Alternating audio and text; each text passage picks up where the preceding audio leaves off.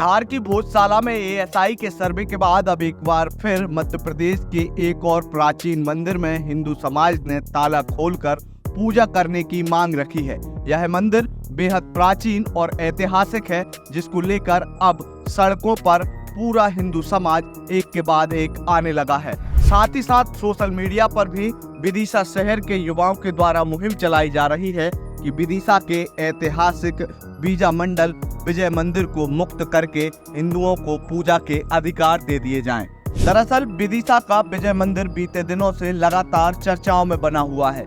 कभी इसकी चर्चा भारत की संसद से मिलते जुलते होने के कारण हुई, तो कभी इसको पर्यटन स्थल के रूप में मध्य प्रदेश सरकार के द्वारा डेवलप करने के निर्णय पर। लेकिन अब एक बार फिर नाग पंचमी से पहले विदिशा के हिंदू समाज के द्वारा यह मांग की जा रही है कि हिंदू समाज को नाग पंचमी पर इस मंदिर में ताले खोलकर पूजा के अधिकार दिए जाएं। मंदिर का ताला खोले, इसके बाद ही पूजन किया जाए। मैं इसके लिए तैयार हूँ। जब तक ताला नहीं खुलेगा मैं इंतजार करूंगा और पूजन तभी होगी जब ताला खुल जाएगा। शासन से भी अनुरोध है कि ताला खोल दिया जाए और मंदिर में पूजन करने की सुविधा प्रदान की जाए। ये हिंदुओं का अधिकार है। कोई भिक्षा नहीं मांग रहे, कोई वो नहीं मांग रहे। हम तो सिर्फ अनुरोध कर रहे हैं, ताला खोलिए, हमें पूजन करने दीजिए। बता दें कि अभी वर्तमान में प्रत्येक नाग पंचमी को हिंदू समाज के द्वारा विजय मंदिर में पूजन अर्चन की जाती है, जिसमें शहर के जनप्रतिनिधि, सामाजिक कार्यकर्ता और धर्मगुरु शामिल होते हैं। लेकिन यह पूजा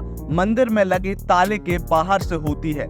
इस मंदिर की आजादी को लेकर पिछले कई सालों से लगातार अभियान, मुहिम और कई प्रकार के प्रयास किए जा रहे हैं, लेकिन अभी तक मध्य प्रदेश के खास तौर पर विदिशा जिले के हिंदू समाज को इस विजय मंदिर में पूजा के अधिकार पूरे तरीके से नहीं मिले हैं, जिसके कारण हर नाग पंचमी पर विदिशा का हिंदू समाज केवल और केवल मंदिर के बाहर लगे ताले के पास बैठकर पूजन अर्चन करता है। इस ज्ञापन में बताया है कि विदिशा के किले अंदर क्षेत्र के पास स्थित पश्चिमी भाग में विजय मंदिर है, जिसके नाम के कारण ही विदिशा का नाम भेलसा पड़ा। प्राचीन काल से देश के विशालतम मंदिरों में इसकी गणना की जाती है। कहा जाता है कि सबसे पहले चालुक्य वंशी राजा कृष्ण के प्रधानमंत्री वाचस्पति ने यहाँ पर भिल्ल स्वामिन यानी कि भगवान सूर्य का विशाल मंदिर बनवाया। सूर्य मंदिर बनवाने का यह कारण था कि वे नृपतिगण अपने को सूर्य के वंशज मानते थे। इस भिल्ल स्वामी मंदिर से भेलसारी और फिर भेलसा नाम विदिशा शहर का पड़ा।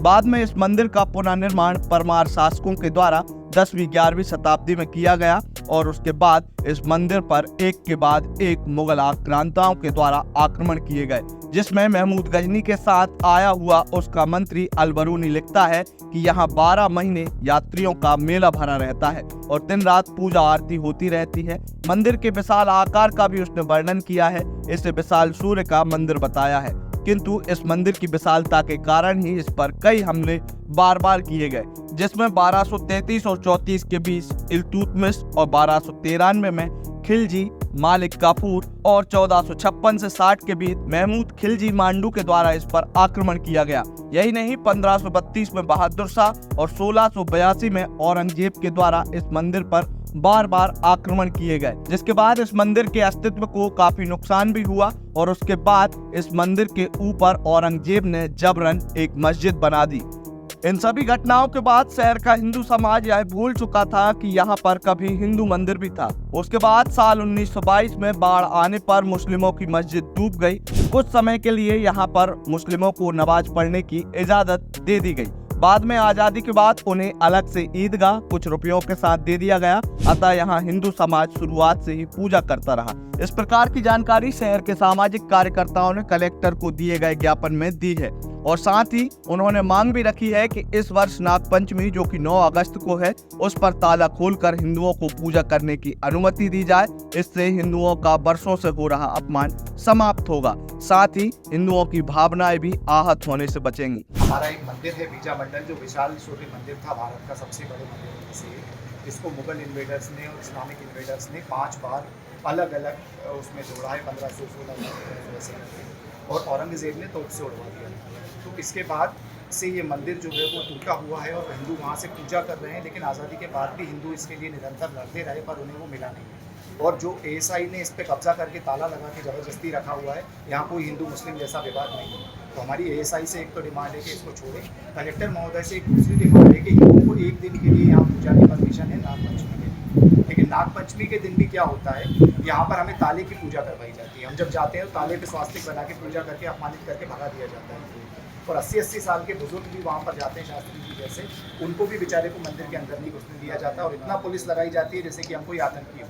तो हमारा ये निवेदन है पहला तो कि इस बार 9 अगस्त को जब नागपंचमी आए, ताला खुल के हिंदू अंदर जाके पूजा करेंगे, भले ही 5 हिंदू करें, ताले की पूजा हम नहीं करेंगे। साथ ही इन सामाजिक कार्यकर्ताओं ने ये मांग भी की है कि कलेक्टर के माध्यम से यह ज्ञापन मुख्यमंत्री मोहन यादव, प्रधानमंत्री नरेंद्र मोदी को भेजा जाए। साथ ही साथ इस मंदिर को एएसआई से मुक्त कराकर पुनः हिंदुओं को सौंपा जाए। कलेक्टर महोदय के माध्यम से कि मुख्यमंत्री जी और प्रधानमंत्री जी तक हमारी ये बात पहुंचाई जाए कि एएसआई इस प्राचीन मंदिर को मुक्त करें।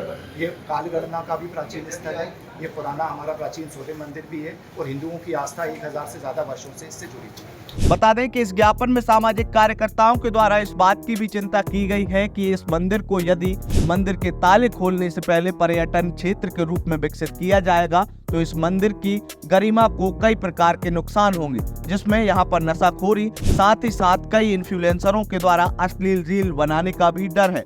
इन सभी चिंताओं को व्यक्त करते हुए शहर के सामाजिक कार्यकर्ताओं ने विदिशा कलेक्ट्रेट में पहुंचकर सबसे पहले तो हनुमान चालीसा का पाठ किया, जिसके बाद यह ज्ञापन विदिशा जिला कलेक्टर बुद्धेश कुमार को सौंपा। अब देखना ये होगा कि इस पूरे मामले में विदिशा जिला प्रशासन क्या निर्णय लेता है और सरकार तक हिंदू समाज की यह बात पहुंचती है कि नहीं। देखना ये होगा कि आगामी 9 अगस्त को विदिशा का हिंदू समाज एक बार फिर से ताले के बाहर बैठकर पूजा करेगा या फिर ताला खोलकर हिंदुओं को पूजा की अनुमति दी जाएगी।